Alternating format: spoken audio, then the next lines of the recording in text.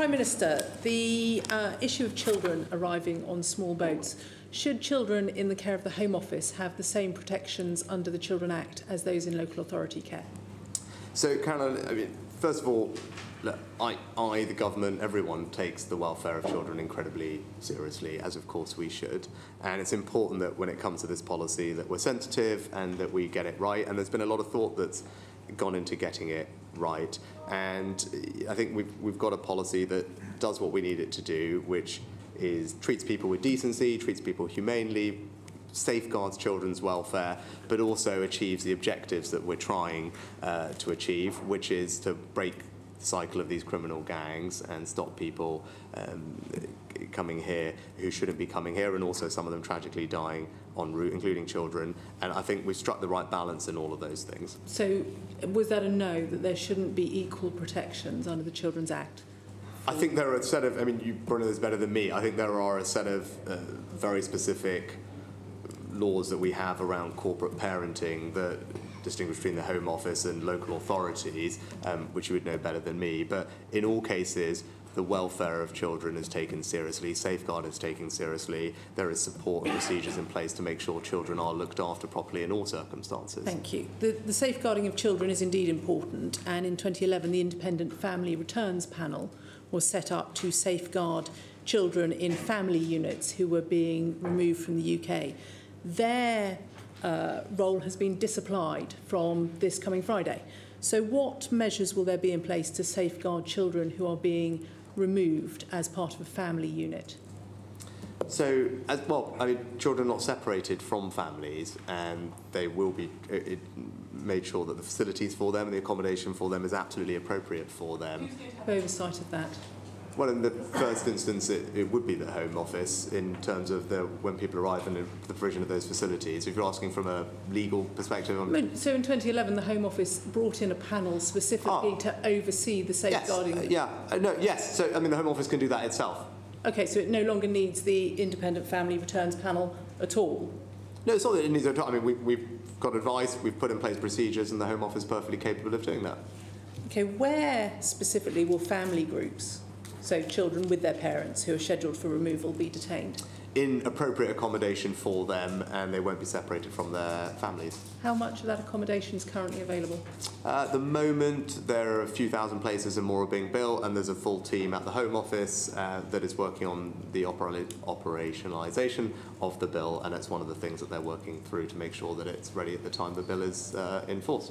A few thousand places?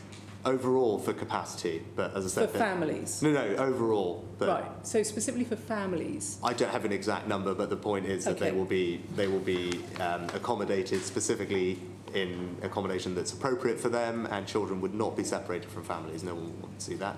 But there will be powers to detain children with their families? The intention of this policy, the policy objective here is not to detain children, but it's important that we don't inadvertently create a policy that incentivises people to bring children who wouldn't otherwise come here.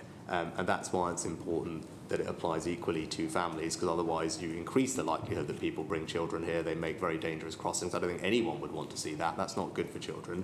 So the policy should and must apply to families, but it's right that then we then look at families differently as we do, and they should be in accommodation that's appropriate for them, and that those family groups should not be separated. I think that is the right thing to do, because otherwise, you create, as I said, you create an incentive for a criminal gang to tell people to bring a child with them when they otherwise wouldn't be. And I don't think that is a good thing. I don't think we want to create a pull factor to make it more likely that children are being making this very perilous journey in conditions that are appalling. I don't think that's the right thing to do. We should not create a system that makes that more likely. No, I think you're absolutely right. We shouldn't be creating a system that makes that more likely. I'm interested in what measures are going to be put in place to assess vulnerabilities, particularly under those who have protected characteristics. So what measures to ascertain whether women are pregnant, whether people have disabilities, what protections there will be for LGBTQ people? So, I mean, well, one of the things you mentioned, first of all, there's age, actually, is the first thing when we talk about children. And so I think the first thing is to make sure that we're able to ascertain who are children and need that extra safeguarding. And the Nationality and Borders Act established a new decision-making function in the Home Office, which is referred to as the National Age Assessment Board, which will consist of expert social workers who will conduct things like age assessments on full referral. I think that's a really important thing. That it's not easy and those things are complex, but it's right that we get those right. And as I said, the powers in the NABA will allow us to do that more properly than, well, we do it properly anyway, but just to do that even more comprehensively than we currently do it. Will age assessments also be carried out on older people? I think there's I think we have an initial way that we do age assessments that the Supreme Court, I think, unanimously said was lawful. I think the reforms through the NABA aim to make it more comprehensive and more consistent and robust from the outset. As I said, there'll be expert social workers, and we're also considering how scientific age assessment methods could widen the evidence available to decision makers. And I think there's a committee that's also published a report very recently, which the Home Office are currently considering. So the Home Office's adults at risk policy, which was last updated in November of last year, considered that anyone over the age of 70 would be at greater risk if they were detained. Does that mean that people over 70 will be excluded from the provisions of the illegal migration bill because they would be at greater risk if they were detained? You know, I haven't seen that report, Caroline. I apologise, so I can't comment on it. I'll happily get back to you on it. Okay, thank you. A final question from me. So I've been greatly exercised about how we're going to afford protection to those who might have been eligible under the ARAP scheme or the Afghan Citizens Resettlement scheme, should they have not managed to leave Afghanistan at the time of pitting and when the ARAP scheme was in full flow. So what are we going to do to make sure that those people who may well have assisted the UK forces are not going to be removed to Afghanistan, and how are we going to determine them should they arrive here by small boat or have already arrived here by small boat? So, look, I think we've already welcomed over 20,000 people across the two schemes we have specifically for those from Afghanistan, ARAP and ACRS. I think on ARAP, I think we're about 12,000, and it's not a capped scheme from memory, but there are commitments to those specific people that we've made.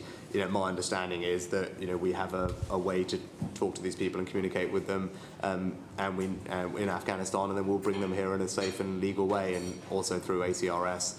You know, there's 3 different pathways of that where people are leaving Afghanistan, and then we'll come here as well. But, you know, so far, as I said, over 23,000 already, with a plan to keep going. But I think part of actually illustrates the overall issue we've got in that those are exactly the people who we want to help. Which is why an Afghan pilot was highlighted in The Independent as having been given notification that he was likely to be removed to Rwanda. It's hard for me to comment on the individual case, but if you send it to me, I'll happily make sure the Home Office have a look. But I think the general point I'd make is, you know, it's right that we have a migration system and an asylum policy that targets our generosity, our compassion, our resources on the people that are most vulnerable, the people that we determine we want to welcome here, accepting that we're never going to be able to bring everyone here who would like to come here. I think everyone would acknowledge that.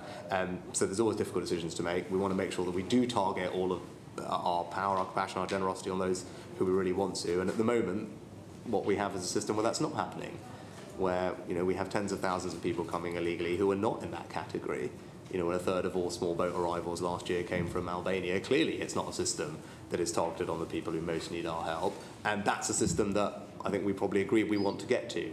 And, you know, once we have proper control of our borders, once the bill delivers what we need it to deliver, then we're going to be able to do a far better job of having, you know, comprehensive, safe and legal routes and targeting, as I said, our compassion, our generosity, our resources on those who we most want to help. That's the type of country we are. That's what we've done in spades over the last few years in Syria and Afghanistan and elsewhere. And that's what we will always do. But at the moment, our ability to do that is limited by what's happening due to illegal migration.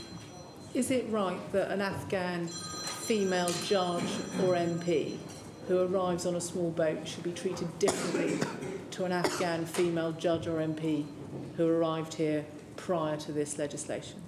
I think, again, rather than getting into cases, the point is we have to break the cycle of criminal gangs. We have to stop people dying when they are trying to make these dangerous journeys, and we've got to have a system which is fair for everybody, fair for taxpayers, fair on those who emigrate here legally, fair on those who most need our help. And that means we have to have a system which says if you do come here illegally, having crossed through multiple safe countries on your way, then it's reasonable that we detain you and remove you to a safe alternative. Let's just forget, what are we doing here? We are making sure that people are looked after.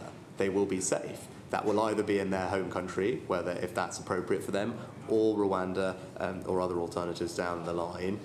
That is a policy which is reasonable, it's fair, and will ensure that we can break the cycle of criminal gangs, continue to welcome refugees here who we want to provide that sanctuary for, and stop people dying needlessly. That is the system that we want to move to, and this is what the bill will deliver. Thank you. Sarah Champion, the Overseas Development Assistance Committee. Thank you, Chair. Prime Minister, recently you've been speaking a lot about fairness, and last year you authorised an estimated £3.5 billion of our overseas aid budget to support refugees in the UK, particularly on hotel accommodation managed by the Home Office. You just said that you support refugees coming here. I think that's absolutely the right thing to do. But you're using the aid budget to do it. And in doing so, you're effectively turning your back on the poorest in the world by not addressing the very drivers that force them to flee their homes. So how is that approach fair? I think I'm very proud of our record on aid. We're the third largest donor in the G7 as a percentage of GDP. We've historically been a very significant aid donor, and the way in which we spend our aid money is entirely in line with the OECD's DAC Committee's guidelines on that, as you'll be aware. So we follow all those guidelines. And indeed, the autumn statement last year made additional money available to deal with the particular circumstances of Ukraine and also Afghanistan, but primarily Ukraine. My question was on fairness. Yes, it's within the guidelines, but it's not within the morality that the guidelines expect us to follow, and no other G7 country is spending to that level. So I wonder, your decision to prioritise aid spending in the UK and not, therefore, internationally, it has put immense strain on our support for fragile countries around the world. To give you one example, at very short notice, your government decided to cut funding to a Save the Children project in Afghanistan, which is currently supporting 100,000 women and girls. They're now going to have to wind that project up. Why are you cutting aid to Afghanistan when the country is undergoing such a massive humanitarian crisis? And, of course, women and girls are at the front of that, having their rights stripped away from them. In the interest of being brief, because I know we need to get a lot to do, but I'll steer the chair at the beginning, is that we are one of the largest spenders on aid anywhere in the world, £11 billion. Aid is meant to be going internationally, Prime Minister. That is the reality of it. Our track record on this is very, very strong. Goes back to Harriet's question right at the beginning, and clearly people would like to spend more on lots of things, because the incumbent is to say, well, where's that money meant to come from? But with regard to Afghanistan in particular, we are a leading donor to the situation in Afghanistan. I think we've committed something like £200 million since spring of last year. At least, you talk about women and girls, at least half of those that we reach with our interventions in Afghanistan should be women and girls, and we also co-hosted a very successful UN pledging summit alongside Germany and Qatar last year, which raised over $2 billion for the UN's Afghanistan appeal.